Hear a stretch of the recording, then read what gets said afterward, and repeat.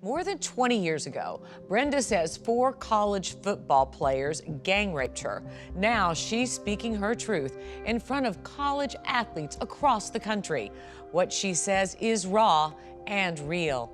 Brenda sat down with our Louise Cruz, describing the years she spent, as she says, untangling her trauma. The things I'm going to talk about are uncomfortable. They're not easy, and sometimes when we get uncomfortable, we fidget, we might laugh, we might, talk, do something, whatever.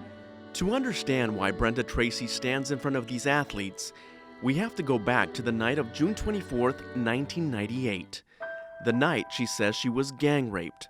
The night which changed how she would live her life forever. The backlash started immediately. I started receiving death threats. People called me a liar immediately. Who is she? Why is she trying to ruin their lives? Those lives were that of 4 Oregon State football players Tracy accused of gang raping her for nearly 7 hours in a friend's apartment. That evening, I was offered a drink, and I had some, not very much. But I then, after having that drink, was in and out of consciousness. The next day, battered and ashamed, her mother was the one who drove her to the hospital, where she submitted to a rape kit. I thought my episode of Law & Order would start at that point. And when she would learn of a cover-up. We found out that the DA had basically lied to me. They had taped confessions from all 4 men.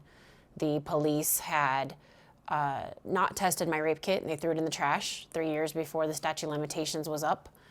And the university president told everyone at OSU not to talk about me. After that newspaper article detailed Tracy and her story in 2014, Coach Mike Riley, who defended his players at the time of the rape, saying they had made just a bad choice, began repeatedly asking for a chance to speak face-to-face with Tracy. He was the one who invited her to share her very painful story. He apologized, and that was a big moment for me, and it did a lot for my healing. It feels embarrassing for me to say that I was gang raped. I don't know if that'll ever not feel gross.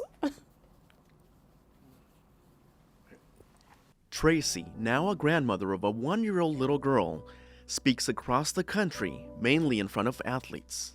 It's easy to talk about men as the problem, but we can't talk about men as the problem unless we're also willing to talk about them as the solution. Tracy says she sees the reaction from each audience, and the good coming from what she's doing. So she keeps what she does, raw and real. What I'm getting back is so important, and even if I'm just helping one person, I feel like that makes it all worth it. Brenda's story and how she's using it as a teachable lesson for college athletes caught the attention of LA Times feature writer David Wharton. She's so amazing because of her courageousness. This is a difficult story for her to tell, but she's so honest about it, and she'll tell you every detail because she thinks it's so important. It's a very brutally frank talk, and the place falls dead silent. And pretty soon you see athletes holding their hands to their face and tugging up their sweatshirts and chewing on the collar. It's very intense, and everyone is listening to every word, and there's a lot of shock, and people can feel the emotion that's coming out of Brenda. She feels embarrassed, she feels ashamed, she feels anger and pain, and I think that's what makes her talk so powerful, is that she has the courage to sort of relive that in front of a whole bunch of strangers. And she does it night after night in gyms and in locker rooms all over the country. And I remember feeling like I was trying to say or yell, like, stop.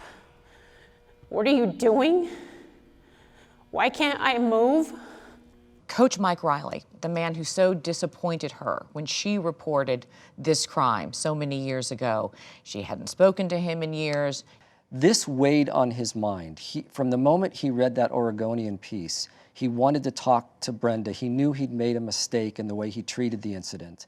And when she finally agreed, they flew her out to Nebraska, and she's sitting in his office, and she says, he did the right thing.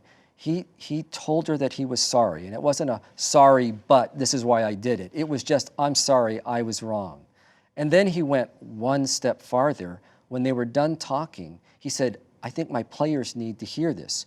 can we go into another room and I'll bring in 100 football players? She told her story and they applauded and got up and hugged her. They all ended up ordering pizzas and sitting around afterwards.